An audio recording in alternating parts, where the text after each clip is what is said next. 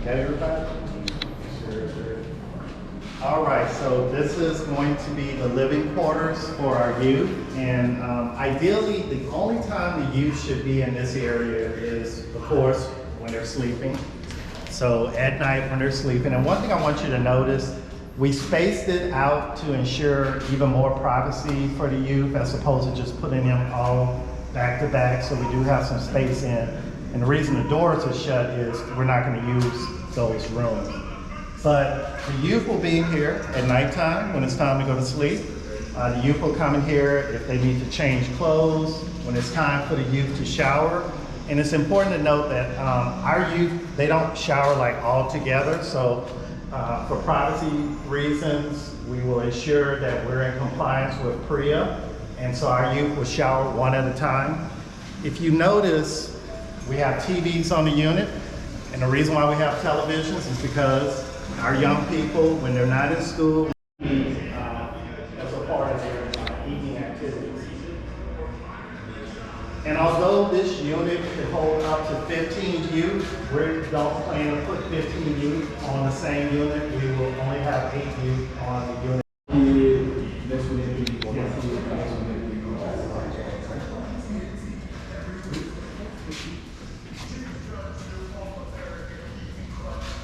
And when the youth are on the wing, staff is always present. So I will have staff stationed outside, but also I will have staff that's walking.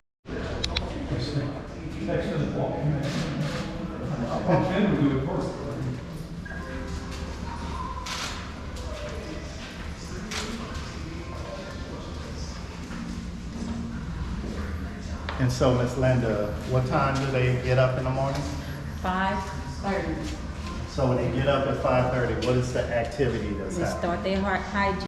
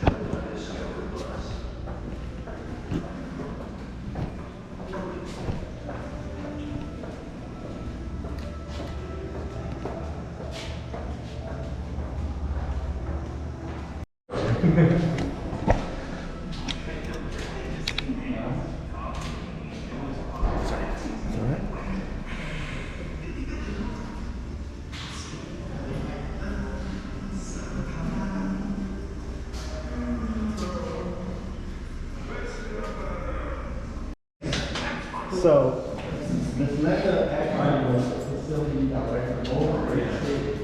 I remember that the facility back in the day, they seemed like nothing. So when the decision came that we needed to open this site, we knew somebody on leadership.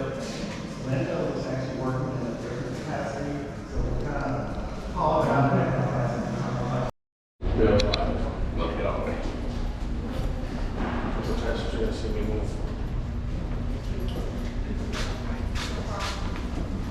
And if you notice on the walls, we also want to inspire our youth to continue on academically, to reach their fullest potential. I happen to be biased to this one and this one. Okay. Whoa, hang on a second. My boss, for some reason, he likes this one. So, yeah. Go Pope, baby, go Pope. And of course, it's Louis Height.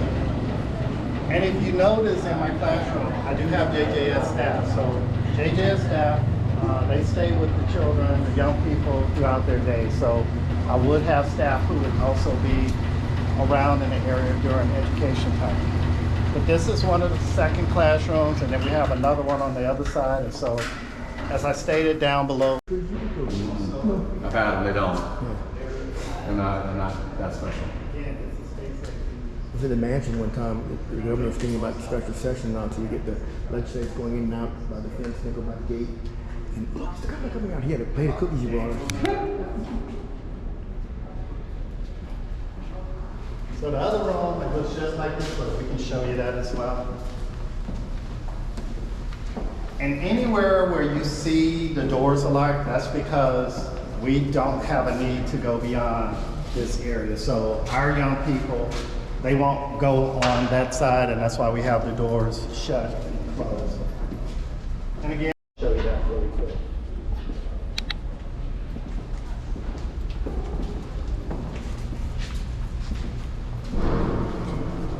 So social services, our caseworkers, case managers, this is office space that they will utilize, as well as we had all of this space. And so we're still putting some furniture in here.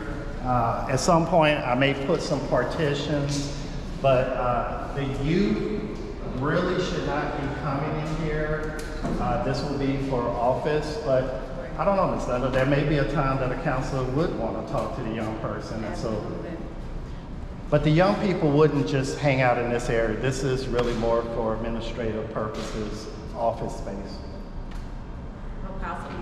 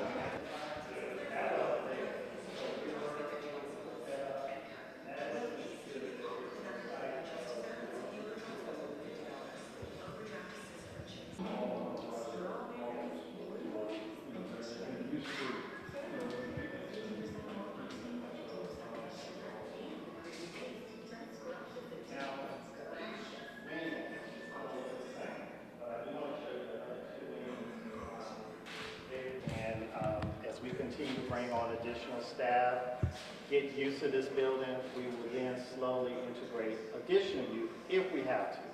But quite honestly, if it's just 16 youth that need to be here for treatment, then we're happy with that. Because the goal is not to fill this building out, it's just to use it as needed when you have a young person acting out in a way where you can't keep them on one of the other campuses. And I know I keep saying that, but I just really want you to understand.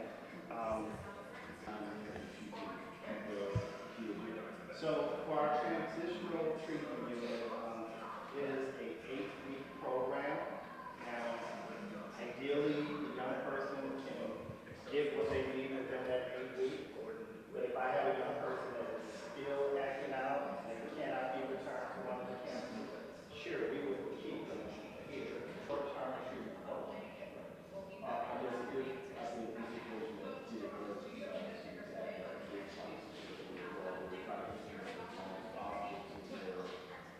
I think what would happen is, let's say if you had a young person here beyond 8 weeks, then my staff.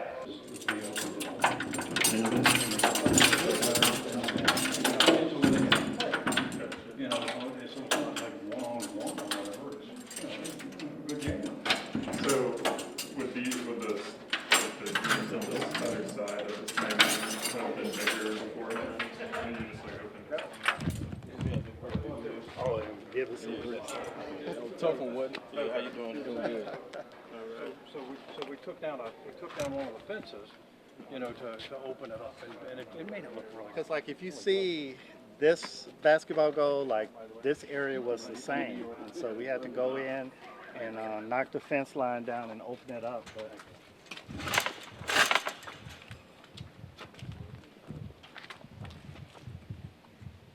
So at rec time, this will be an area where the young people can come out and do some recreational activities, weather permits. And so again, if you notice the mesh around the fence line, that's to make sure there's privacy and no one can see in. But really happy with how this came out. A lot of work went into it and make sure we could have it ready in time for the young people to get here.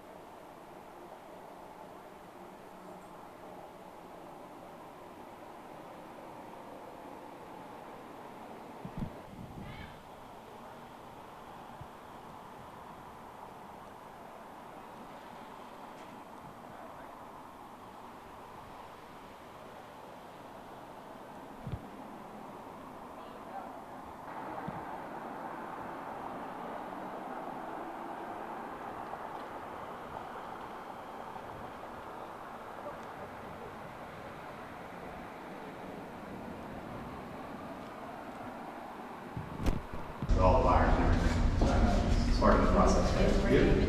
Well, we just have some very we have it. And we also Because I know during the trial there were some questions that came up. What if the kids need to still work out or just, you know, do something? There's definitely some other. No, they're not. They're not. We don't have wireless in the building, so they have a docking station. They're not. They upload to the cloud system. Okay. Yeah. Thank you. That way, our investigation service, which is an independent unit in the agency, can do all investigations for any situations that happen. So it's not a situation where somebody can sit back and look at their live. No, can't do that. If they were wireless, yes, they do make them.